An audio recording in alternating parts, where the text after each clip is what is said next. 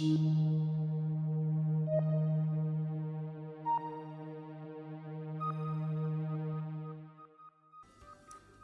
to the Unleashed Intermediate training video. Let's have a look at what we will cover. We'll first look at sales, which includes shipping goods, managing invoices, selling in foreign currencies, and tax rates. We'll then look at managing stock, which includes stock taking, adjusting stock, and stock on hand reporting. So first, let's look at sales. With sales in Unleashed, you can either start by creating a quote. A quote is really for the customer to consider. Once you convert the quote to an order, this is seen as a commitment from the customer. Remember, you don't have to create a quote every time. You could go straight into the sales order. To create a sales order, you can either use the quick links at the top of the page or follow the menu structure on the left-hand side. So we can go to Sales, Orders, and Add Sales Order. Once you have the sales order open, you can go ahead and select your customer. You can do this by entering the name, the code, or doing a search for that customer. You can then enter a customer reference, put in a discount where relevant, select the relevant tax rate, and the warehouse. So this will be the warehouse that you will ship the goods from. You can then select the delivery method of the customer, and you can set these up to suit your business requirements. Going across, you can then select the delivery address, and you have the option to save multiple addresses here. Going across again, you can select a salesperson, and this is great for reporting purposes, which means you can even calculate commission. We then have an order date, which you can select, as well as a required date. Now this required date is quite important, because if the goods are not shipped by that date, it will show up as a late sale on the dashboard and on your reports. So that's nice and easy to track down and follow up on. We then also have sales order templates, and this is something that you can set up. So I'll just go ahead and select the default.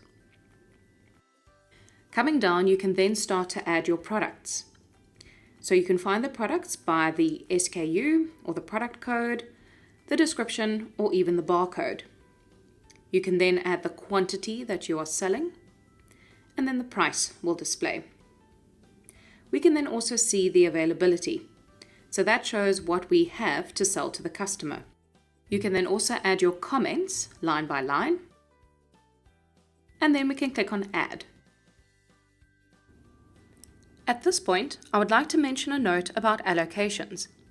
If you have auto allocation enabled, then the stock is automatically allocated for you when you create a sales order. If this option is not enabled, then there would be a button on your sales order screen which will allow you to allocate the stock manually. Once we add that product, we can see the margin displayed on the product line. You can also then see the overall margin and profit that we are going to make on the bottom right-hand side of the screen. For this example, I'm going to add in a few more products. So let's say that we want to ship line 1 and 3 for now. You can then select the items using the checkbox on the left, and then use the action cog and select shipment, and it will ship just the items that you have selected. You could alternatively use the order drop-down near the top of the page and select create shipment. You can then see the 2 products that we have selected to ship. You do have the opportunity to reduce the quantities in the ship column if you're not wanting to ship everything out on the same day. You can see that the shipment has its own prefix at the top with the same number as the order, so we can easily tie it back. It also has its own status, which is parked at this point. You can then go ahead and save it. If we go back to the order, you'll see that the shipment tab is displaying a 1. And that is indicating that we have an open shipment that still needs to be processed. This will be quite useful for the front of house staff who are responsible for managing the admin. For someone who is responsible for getting the goods out the door to the customers, they would use a report called the Shipment Inquiry Report, which you can find under Reports and Sales. Now this report is great for someone who works in the warehouse, as it will show all the shipments that need to go out the door. If you filter this, you can see the various shipments, and here's one that we completed earlier. You can open the shipment from here by clicking on the shipment number. The warehouse team can then enter all the relevant details for the shipment. So we can enter a shipping company, we can add a tracking number, we can put in a dispatch date, and you're also able to select your pick list and ship note templates. Towards the bottom of the shipment, you can also print or email that pick list or ship note from here. So let's go ahead and dispatch this shipment. Do keep an eye out for those action cog options, as they are there to help you move things onto the next stage. So here you can see you can print or email documentation such as the pick list and the ship notes. So that's how we handle this from the warehousing point of view. So let's go back to the front of house perspective. You will see that the shipment tab no longer has the 1, as it is no longer open. So if you click on the tab, you will see it has the status of dispatched. You can then see all the relevant information regarding the shipment to assist with customer inquiries. Going back to the order lines, we can now see that for the first item, the customer ordered 10 and we have shipped 10, but we have not yet invoiced the customer for anything. So we get to choose when and how much we are going to invoice. Now, because I shipped that item out, I'm going to go into the shipment, then use the action cog and select Create Invoice. In this way, the amount that we invoice is exactly the same as the amount that we have just shipped. You can then select the lines that you want to invoice, or you can invoice them all together. So here is the sales invoice. It is treated as a separate transaction because it's a transaction that is collecting money from the customer. It has its own prefix, but again, we will have the same number as the order. So let's go ahead and complete that invoice. Let's jump back into the order, and we can see how much was ordered, how much we have shipped, and how much we have invoiced. For this example, we have one particular item that still needs to be shipped and invoiced, which is my English IPA. Now sometimes we may have order lines that span many pages, so you can either individually select the relevant lines that you want to create shipments or invoices for, or you can use the order drop-down near the top of the page and select Create Shipment or Create Invoice from here. This will then pick up all the orders that have not yet been shipped or invoiced. So let's dispatch this one out of the door. We can then also create our invoice for it. So today I am manually creating these invoices and shipments, but you don't always have to go through these things manually. You could just complete the order, which will automatically create the shipment and invoice. For our example, we have completed the order. Everything has been shipped and invoiced, so there's nothing really left for us to do. Unleashed has picked this up and it has changed the status to completed. So just a quick recap. I'm just going to clone this sales order, and this is actually really useful for standing orders. All you then need to do is enter the customer and a reference. So you can select items and then create shipments or invoices using the action cog. You can also then do the same for invoices. If you have created the shipment and you want to invoice the goods that are in that shipment, then go to the Shipment tab and use the action cog to match the shipment and the invoice together. So you're basically ensuring that the customer is paying for what they have received. You also have the selection for individual lines, as well as the order drop-down, which will pick up all the items in the order that are yet to be shipped or yet to be invoiced. Of course, you can raise the invoice at any stage. So if I raise it now and complete it, it is like a prepayment, as I have not yet sent anything out the door to the customer. So this would be how you could handle pre or partial payments. So you can see that Unleashed really offers you loads of flexibility with regards to what you are invoicing and what you are shipping out the door. Now, what happens if you add in a product that you simply do not have? Let's do an example. I'm going to add in my Vienna lager product. Now, I don't have any availability, but let's see what happens if I try and sell 3 of those. As soon as you enter that quantity, you will get a warning message. This warning message is telling you that you don't actually have enough stock on hand to be able to sell those items. Don't worry though, this is just a warning. The system will actually allow you to go ahead and add the product to the order. So let's do that. Now when we go ahead and create our shipment, Unleash will pick up exactly what we can and cannot get out of the door.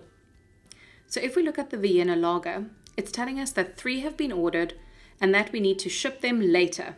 So that's why it's in the to ship column, because we currently have none on hand. Now, of course, if we had 1 Vienna lager on hand, we would have been able to ship that, and the to ship column would have gone down to 2. So let's delete the Vienna lager line for now and go ahead and dispatch what we can for this order.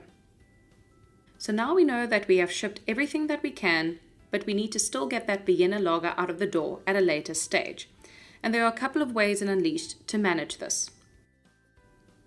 One of the most important reports for back orders is under Reports, Sales, and Backorder Inquiry.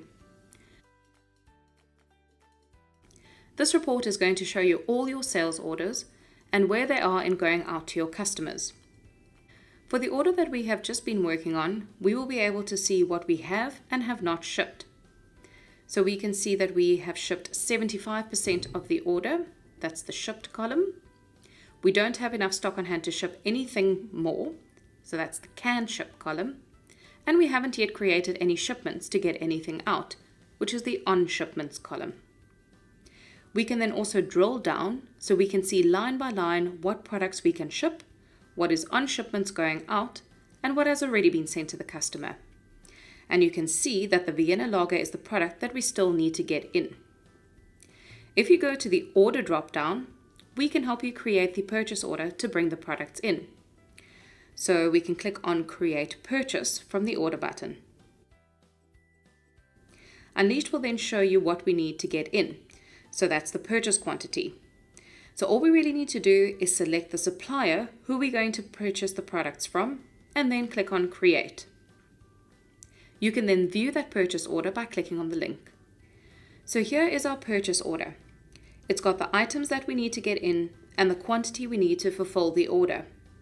At the moment, this is going to be shipped to our warehouse, but this time we can change the delivery name and address to that of the customers, and this takes care of our dropped shipping.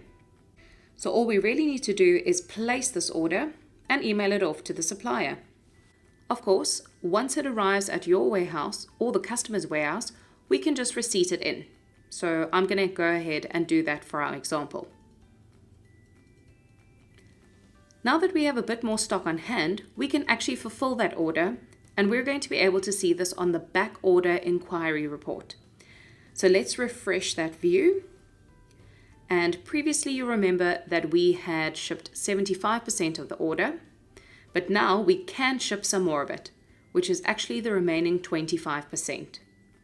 Again, we can drill down on this report to see exactly which goods we can ship off to the customer, so it gives us the right information so we can get the goods out.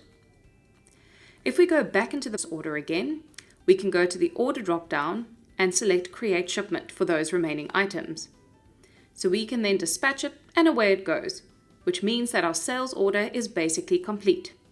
So all these processes need to be monitored.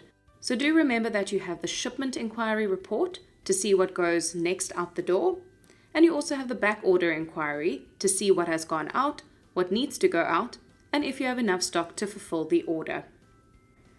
One of the other great reports is the View Sales Order. And this has some great columns that you can add on to really see what's happening in the business. By clicking on Show Toolbar and then Hidden Columns, you can add on columns that you need to be able to monitor the progress of your sales. The 4 columns that we recommend that you add on are On Shipments, which is a percentage of stock that has been put onto an open shipment, which can be in a parked or placed status. Shipped, which is the percentage of stock that has been dispatched for the sales order.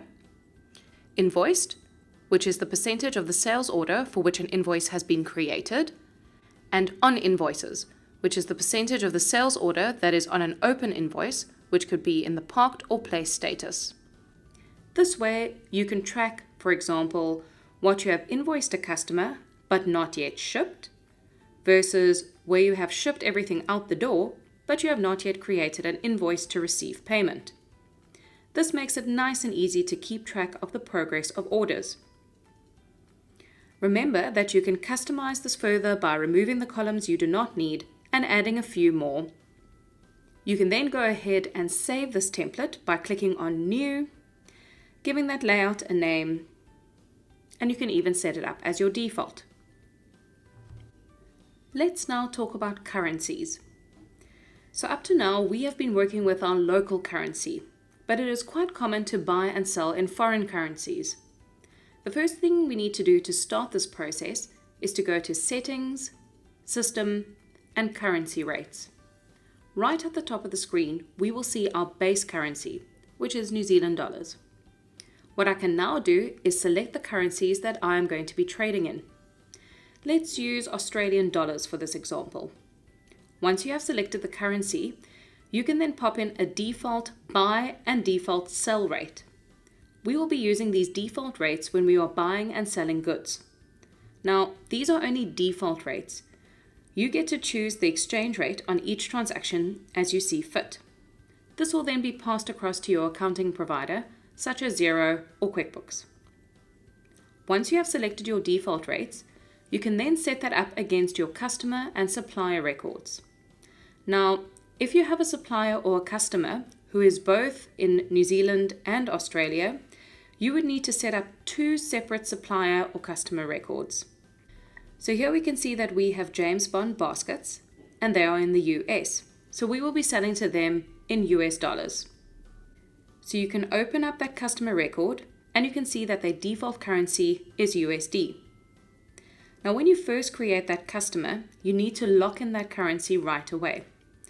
If you accidentally locked in the incorrect currency, you will not be able to change it in case there are transactions that have already been processed. So make sure that that is absolutely correct before you save your customer and supplier records. Let's go ahead and add an order for this particular customer. Now, as you go through the sales order, and it would be the same for a purchase order too, you can see the exchange rate displayed in the field. Now, that exchange rate is pulled from our settings, which we saw a moment ago, but you can change it to be an exchange rate of your choice. So we give you lots of flexibility regarding selecting the relevant exchange rates to suit your business, rather than pulling them off a website. Now, we will treat this sales order the exact way we normally do, so we can pop in the quantity and the price. And one thing to note about this price is that it is in US dollars. So the price you pop in here is your customer's local currency, not yours.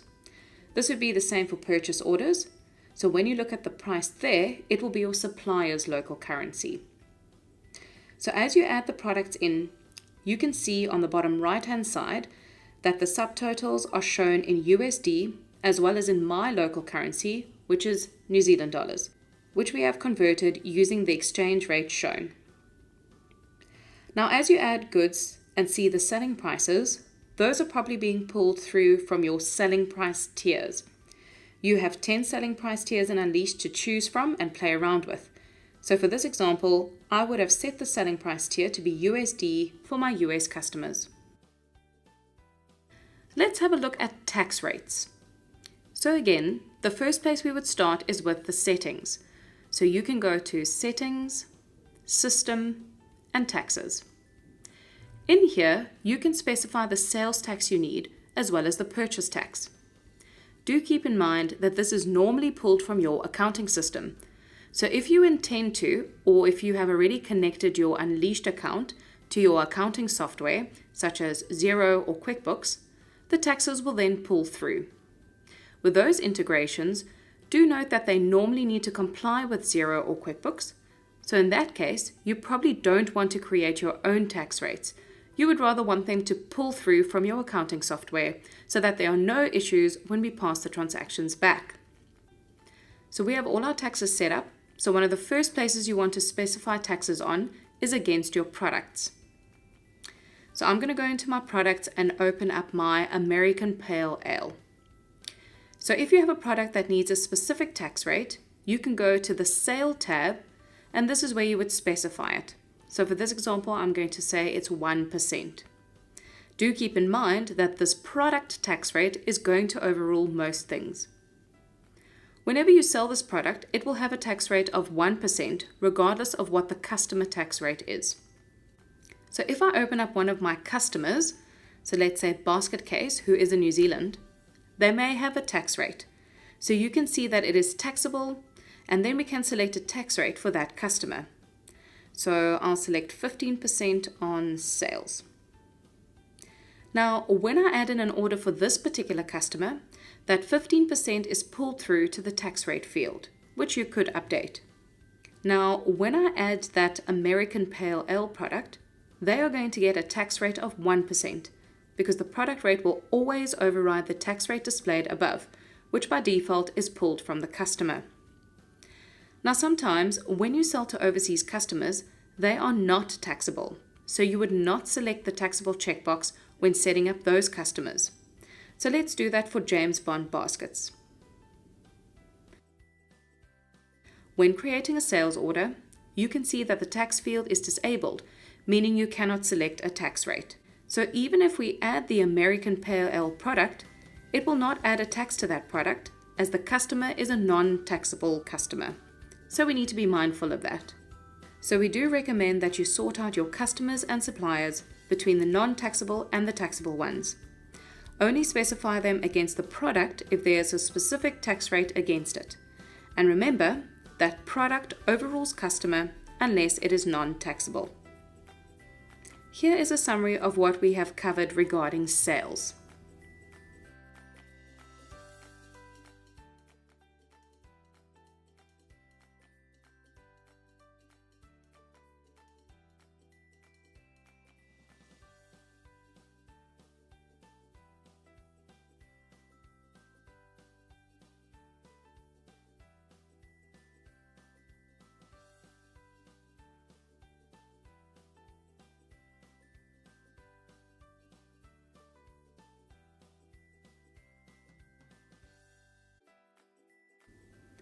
Now that we know how to get stock in and we know how to get stock out in various ways, let's now take a look at how we can manage the stock to ensure that we have accurate stock figures at any given time.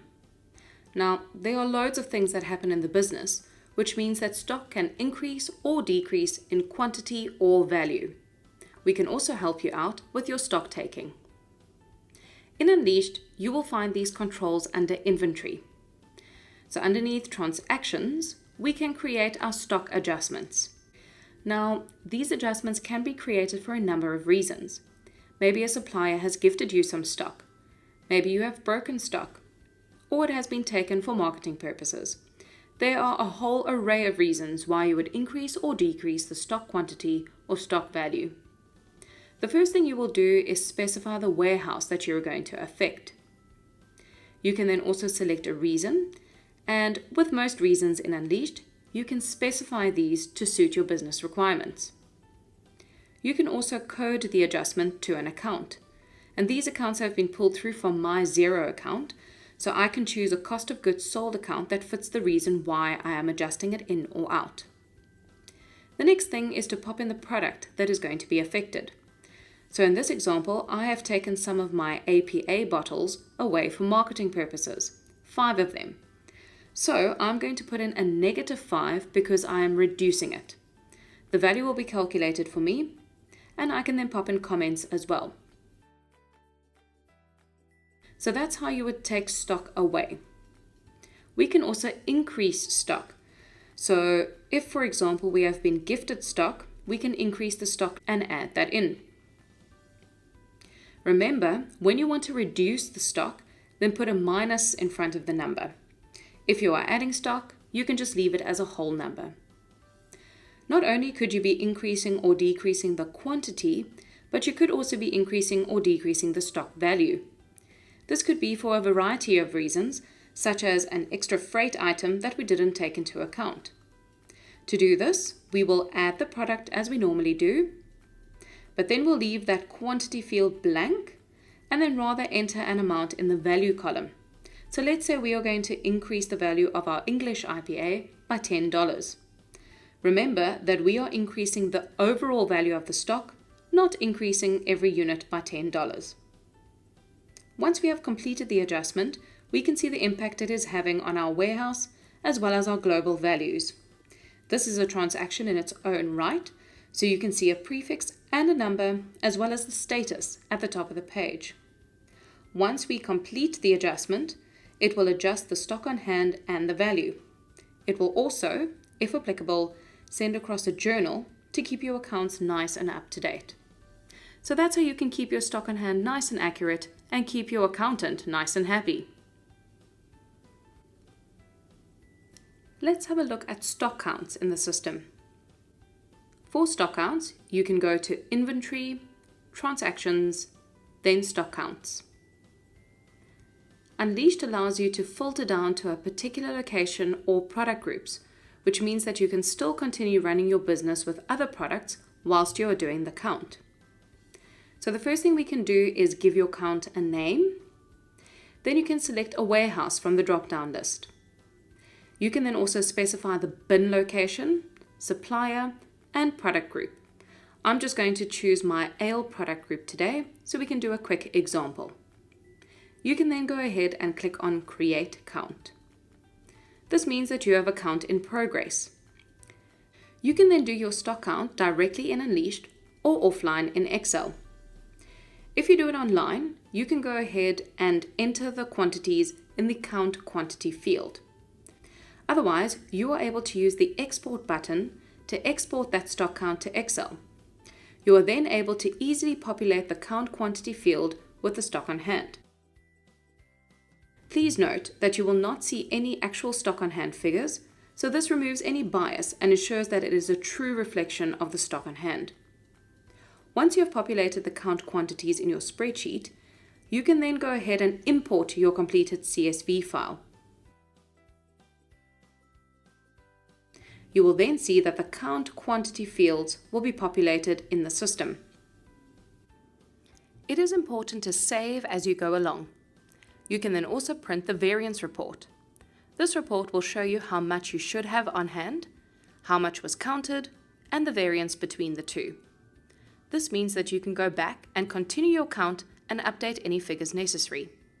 You can do this as many times as you like until you are completely happy with the count. Once you are happy, you can then complete it.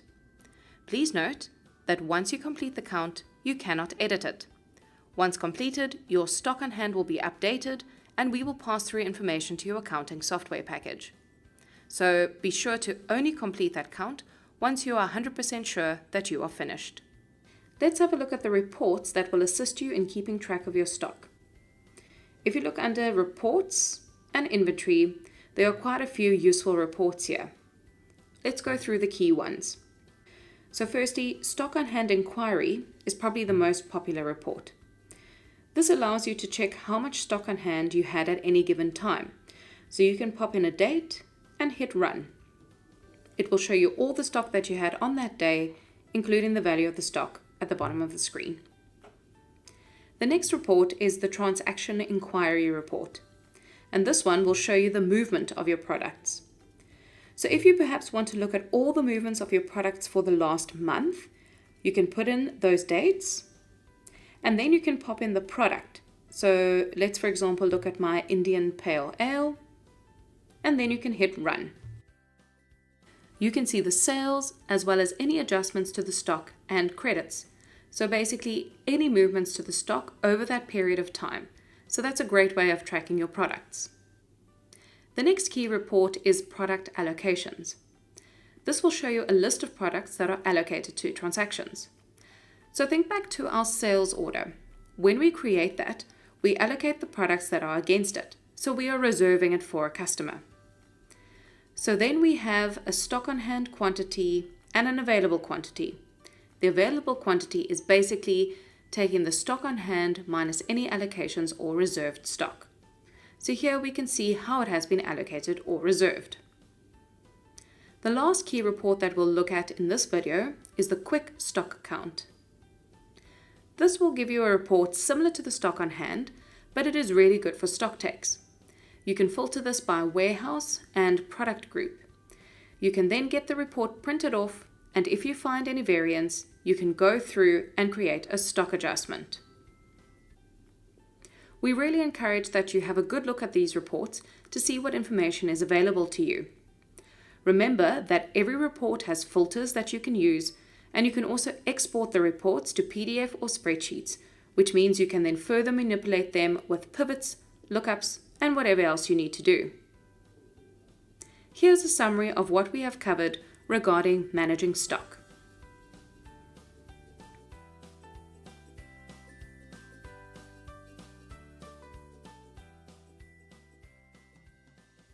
Thank you for watching the Unleashed Intermediate training video.